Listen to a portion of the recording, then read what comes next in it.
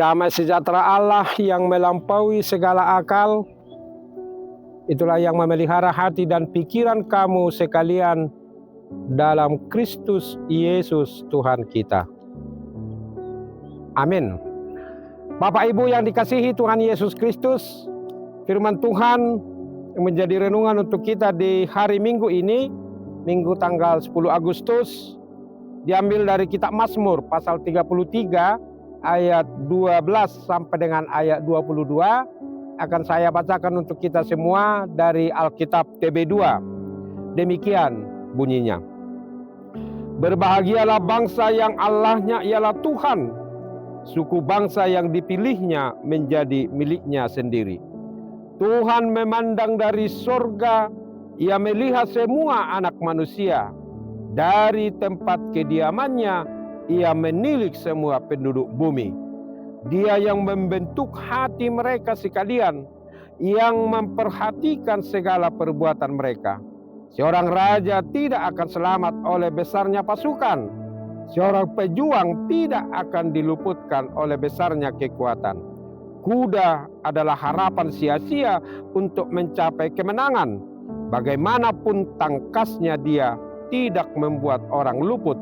Sesungguhnya mata Tuhan tertuju kepada mereka yang takut akan Dia, kepada mereka yang berharap akan kasih setianya, untuk melepaskan jiwa mereka dari maut dan memelihara hidup mereka pada masa kelaparan. Jiwa kita menanti-nantikan Tuhan, Dialah penolong kita dan perisai kita. Ya, karena Dia hati kita bersuka cita, sebab kepada namanya yang kudus kita percaya.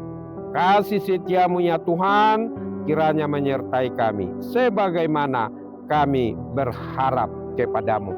Demikian pembacaan firman Tuhan untuk kita semua. Salam, khoras untuk kita semua, saudaraku yang dikasihi Tuhan Yesus Kristus. Topik minggu kita hari ini menegaskan bahwa mata Tuhan tertuju kepada mereka yang takut akan Dia. Ya, memang benar sekali saudaraku, pengakuan dari pemazmur di mana Tuhan itu menilik dari sorga, memandang dari sorga, melihat dari sorga dan mengetahui di mana kebenaran kita. Kita tidak boleh sembunyi ya dari hadapan Tuhan karena Dia dari atas sana, dari sorga loh, menilik, melihat, memandang orang-orang yang Dia ciptakan dan semua ciptaannya. Oleh karena itu saudaraku, Tuhan itu tahu apa yang ada di dalam hatimu, apa yang ada di dalam pikiranmu.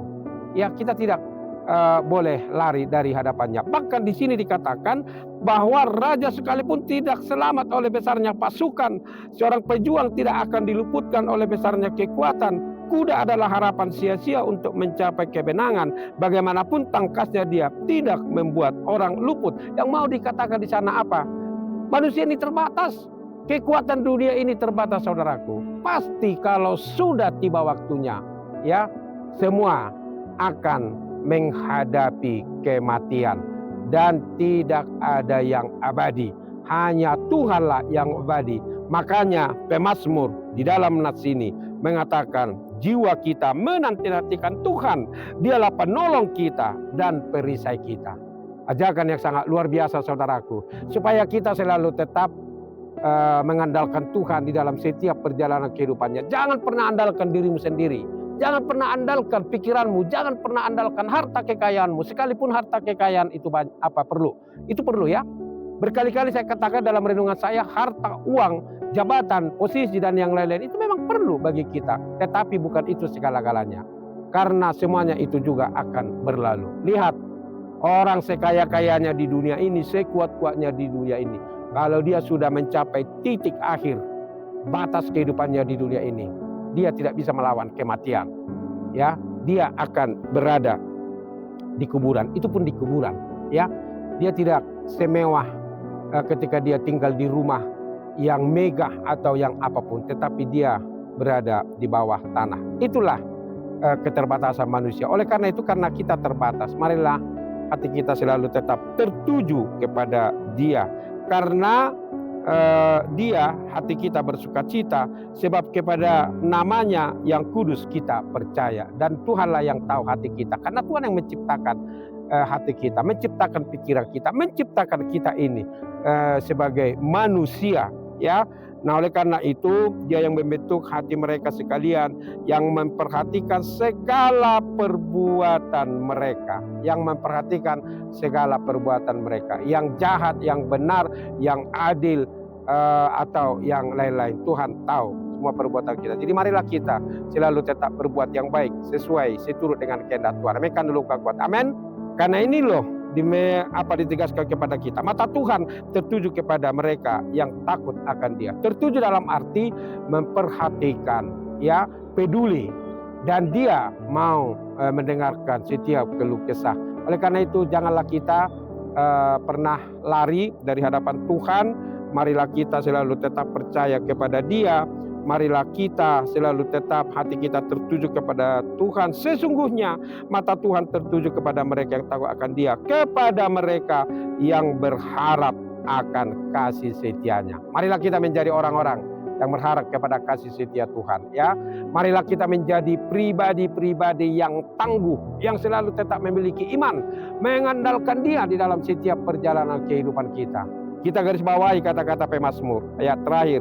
Kasih setiamu ya Tuhan, kiranya menyertai kami sebagaimana kami berharap kepadamu. Doa yang sangat luar biasa, yang keluar dari ketulusan hati dan juga kerelaan hati. Biarlah kasih setia Tuhan menyertai kita. Kalau bukan karena kasih setia Tuhan menyertai kita, ya sekali lagi saudaraku, pasti kehidupan kita ini tidak tenang, kacau balau, dan yang lain-lain. Jadi marilah kita berubah. Dan kalau kita mendengarkan renungan ini, mari juga kita mengajak saudara-saudara kita supaya mereka juga berharap hanya ke dalam tangan pengasihan Tuhan. Karena banyak dari antara orang-orang percaya, ya mengikuti Yesus, ya agamanya Kristen, tetapi dia tidak berharap kepada kekuatan Tuhan, tetapi berharap kepada otaknya, pendidikannya, keterampilannya, kemampuannya, kekayaannya, dan yang lain-lain. Padahal semua itu terbatas. Bahkan kuda sekalipun, kata pemazmur di sini, sekalipun dia tangkas, tetapi tidak membuat orang luput. Pasti ada batasnya. Setangkas-tangkasnya kuda, ya setangkas-tangkasnya kuda, pasti ada kelemahannya. Pasti kalau sudah tiba di masa tua, dia tidak akan mampu berbuat apa-apa lagi. Jadi mumpung Tuhan masih memberikan napas kehidupan kepada kita, marilah kita selalu tak berharap kepada Tuhan. Amin. Kan dulu kuat. Amin. Dan tidak rugi saudara berharap kepada Tuhan. Tidak. Tetapi justru kita semakin hidup dengan damai sejahtera, hidup dengan penuh sukacita, hidup dengan ketenangan. Siapa yang mau hidup tenang, datanglah kepada Tuhan. Siapa yang mau hidup damai sejahtera, datanglah kepada Tuhan. Siapa yang mau pikirannya terang, kemudian hatinya selalu dipenuhi dengan sukacita, marilah dia datang kepada Tuhan. Dan disinilah Tuhan menguatkan kita. Ketika kita sudah lebih mengutamakan, mendahulukan Tuhan di atas segala-galanya, maka kita juga akan enteng, akan enjoy, menikmati pekerjaan demi pekerjaan. Sekalipun banyak tantangan, ya. Pekerjaan hari ini bisa kita selesaikan dengan baik, besok lagi, besoknya lagi, tetapi selalu tetap mengutamakan Tuhan di dalam perjalanan hidupmu. Dan inilah ajakan pemazmur untuk kita di hari Minggu ini, supaya kita jangan lari dari hadapannya, ya. Tetapi marilah kita bersandar hanya ke dalam tangan pengasihan Tuhan. Hiduplah di dalam doa, hiduplah di dalam keyakinan. Percayalah kepada Tuhan. Meskipun kita tidak bisa melihat Dia secara kasat mata, tetapi kuasanya, kemaha kehadiran Allah itu benar-benar nyata kita rasakan di pribadi kita, di rumah tangga kita, di kantor atau tempat kita bekerja. Jadi marilah kita, saudaraku, memandang kehidupan kita ini dari perspektif iman kita kepada Tuhan, karena di sini dikatakan berbahagialah bangsa yang Allahnya ialah Tuhan, suku bangsa yang dipilihnya menjadi miliknya sendiri. Jadi kita berbahagia kalau kita memilih Yesus itu sebagai Tuhan dan Juru Selamat kita. Karena kita memilih kehidupan, kita memilih berkat, kita memilih damai sejahtera. Selama apapun kita di dunia ini dibiarkan oleh Tuhan hidup, kita nikmati itu penuh dengan sukacita. Dan biarlah nanti orang lain, ketika kita sudah menghembuskan nafas yang terakhir, kemudian ada kesaksian orang lain, kalau bapak ini, kalau ibu ini, kalau si X ini memang imannya kuat dan teguh. Mesti itu kata-kata yang keluar, ya, yang keluar dari dalam dari mulut orang-orang yang nanti kalau suatu saat, ya, kita pergi dari dunia ini. Memang kita tidak bisa lagi mendengarnya, tetapi handai tolang kita, keluarga kita mendengarkan itu, sehingga itu menjadi contoh, menjadi panutan bagi orang-orang lain. Marilah kita juga menjadi contoh di dalam iman yang teguh, dalam iman yang kokoh, yang kuat, selalu bersandar kepada Tuhan. Apapun situasi yang kita hadapi, kita selalu tetap bersama dengan Tuhan. Ada dulu jemaat saya, ketika saya melayani di Bogor, ya, dia sering keluar masuk rumah sakit, kemudian dia sering jatuh bangun untuk kesehatannya, tetapi dia tidak kalah oleh penyakit itu. Ketika dia sudah berobat, sembuh sedikit, dia datang ke persekutuan lansia, dia datang beribadah, meskipun pada waktunya dia harus meninggalkan dunia ini. Tetapi beberapa jam sebelum dia menghembuskan napas yang terakhir, kami berdoa melalui telepon dengan inang itu, dan terakhir sekali dia dibawa ke rumah sakit, dia mendengarkan suara anaknya, yang anaknya waktu itu berada di Australia, barulah dia pergi menghadap Tuhan. Tetapi kesaksiannya di situ adalah penyakit itu tidak mampu menghambat langkahnya datang ke gereja bersekutu kepada Tuhan. Nah, bagaimana kita, saudaraku? Kalau kita sehat, janganlah langkahmu dihalang-halangi oleh hal-hal yang ada di dunia ini. Janganlah langkahmu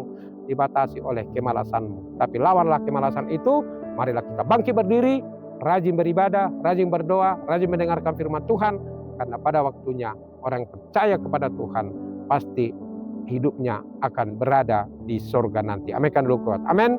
Tuhan Yesus memberkati. Kita berdoa. Terima kasih Tuhan untuk firman-Mu yang mengingatkan kami bahwa Tuhan memandang dari surga setiap orang yang bersandar, yang berharap, yang percaya kepada-Mu. Ajar bimbing kami Tuhan, karena kami malas, sering kami malas untuk bersandar kepada Tuhan. Kami mengira Tuhan seolah-olah dunia inilah yang penting, padahal masih jauh lebih penting firman Tuhan, hidup, bergaul akrab dengan Tuhan. Kuatkan kami Tuhan untuk melakukan itu.